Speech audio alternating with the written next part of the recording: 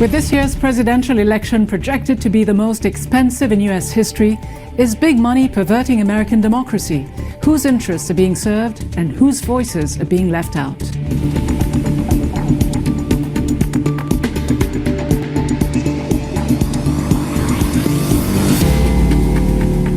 Hello and welcome to Bigger Than Five with me, Rida Fakhri. With less than 10 months to go, it is estimated that spending on the next U.S. presidential election could be as high as $10 billion. A landmark U.S. Supreme Court ruling 10 years ago changed campaign finance laws by allowing unlimited amounts of private money to be injected into the American electoral system. The ruling in the Citizens United versus Federal Elections Commission's case argued that placing limits on election spending by corporations or special interest groups violates the U.S. Constitution's First Amendment right to free speech. Now, with the centuries-old restrictions lifted, groups and corporations have been able to spend unlimited funds on campaign advertising and events as long as there is no formal coordination with the candidates or their parties. As a result, super political action committees, or super PACs, were established with the vast majority of their funding coming from wealthy donors. This trend has raised concerns about the inequality gap and the influence of wealthy individuals and corporations on the candidates in the U.S. election system. Now, local advocacy groups like Clean Slate Now Action are working to limit the growing influence of big money on U.S. politics. We traveled to Denver to hear why they have made this issue their priority.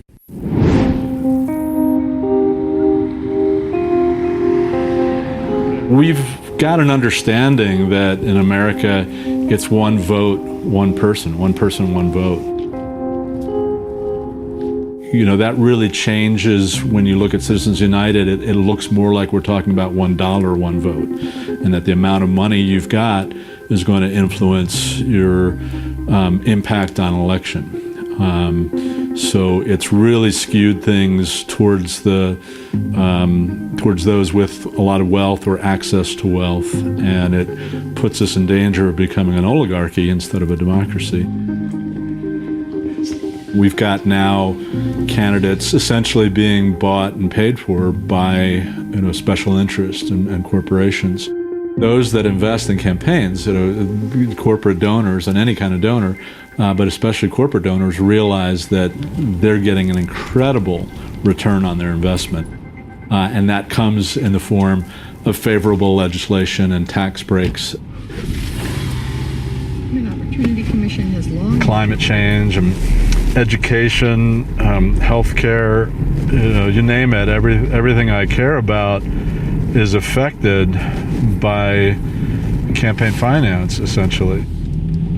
91% of Coloradans want universal background checks when people purchase guns. I think 80% of the country as a whole, but the special interest, gun lobby, NRA, etc., hold on our elected officials has kept Congress from taking any action.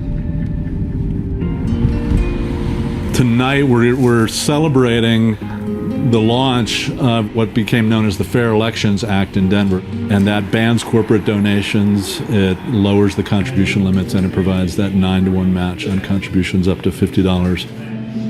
We're over a year since we passed and celebrated the victory for the Democracy for the People measure, which is now the Fair Elections Act. I'm here this evening just to let people know why it is that I feel public financing of elections is so important. I really think it's an opportunity for the general public to buy back their democracy. I think it's important that you are conscious of who you're taking money from.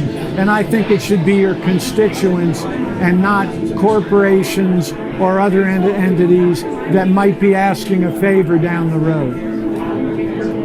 I support the public financing option because it allows more people to get involved in the process that they wouldn't necessarily be able to be involved, which means that we have more voices and we truly then start representing the community.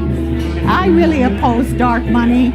I know that the person who ran against me the last time had big money. I mean, I'm talking about maybe close to $400,000. And I ran a campaign on close to 19,000. So I really do think that it's not fair.